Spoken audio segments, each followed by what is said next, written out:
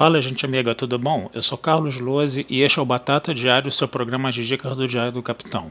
E hoje nós vamos continuar a conversar, sobre Jornada nas Estrelas Strange New Worlds. Chegamos ao 8º episódio intitulado O Reino Elysiano. Gente, esse foi um episódio mais ou menos, tá? Foi um episódio engraçadinho, teve meio que um alívio cômico, né? Aquela coisa de você pegar uma história de Jornada nas Estrelas e colocar um monte de elementos fantasiosos, né? Bem parecido com Shore Leave, né? Como a gente viu na série clássica, né? Que aparecia aquele coelho lá no início do episódio, né? E aí tudo que as pessoas imaginavam acontecia, né? E aí o episódio foi uma bagunça só.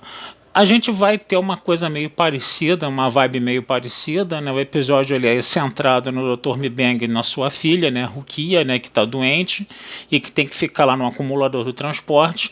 E aí o que vai acontecer? Ele vai ler uma história de contos de fadas para a menina, né? A menina quer uma mudança nessa história de contos de fadas, né? E aí ele precisa, né? Colocar a menina no acumulador de transporte de novo antes de terminar de ler a história. E enquanto isso a Enterprise ela está próxima a uma nebulosa. Essa nebulosa ela tem uma consciência que mantém a Enterprise presa lá, né? E acaba, vamos dizer assim, se apropriando dessa história de conto de fadas que o Dr. Mibang conta para a filha, né? E transforma todo o ambiente interno da Enterprise como se fosse essa história de conto de fadas, né? Então você vai ver aí vários os atores, né, tendo a oportunidade de interpretar papéis diferentes do que eles fazem, né?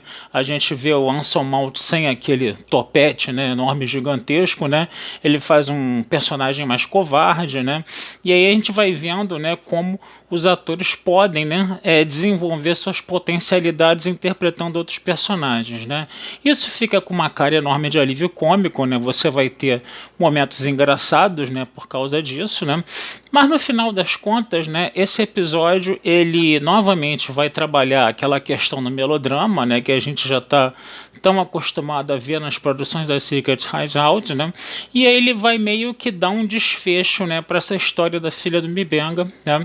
Porque o que vai acontecer? Essa entidade consciente que vive na nebulosa vai entrar em contato com a filha do Dr. Mibanga, vai perceber como ela está presa ali no acumulador de transporte, como isso está sendo triste para ela, né? E aí ela vai interagir, né, com a filha do Dr. Mibanga e vai curar a filha do Dr. Mibanga, né, da doença que ela tem, né? Mas isso vai ter um preço, né? Ela não vai poder sair lá da região da nebulosa, ela vai ter que inclusive se incorporar, se juntar, né, com essa entidade, com essa consciência que vive na nebulosa, o que vai acabar provocando, né, uma despedida entre o pai e a filha, né, no caso, né? Mas aí ele sabe que a filha vai estar bem, que a filha vai estar viva, né, no caso, né? E aí você tem esse componente aí um pouco mais melodramático, né? Que eu vou confessar a vocês, eu acho que nesse episódio ele funcionou, né? Porque como esse episódio ele pendeu muito mais para fantasia, né, do que para ficção científica, né? Ele acaba funcionando bem, entendeu? Acaba dando um desfecho, vamos dizer assim, feliz, né? Ou mais ou menos feliz, né, para a filha do Dr. Mibanga, né?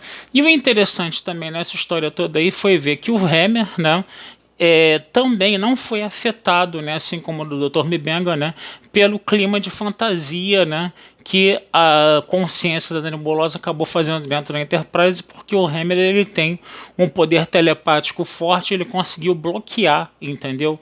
Essa situação toda aí da consciência, né, se incorporar a todos os outros personagens da Enterprise, né, no caso, foi da consciência poder se apoderar, se apossar, né, dos outros personagens da Enterprise. Tanto que quando a consciência ela abandona a nave, né, ninguém na Enterprise se lembra de mais nada.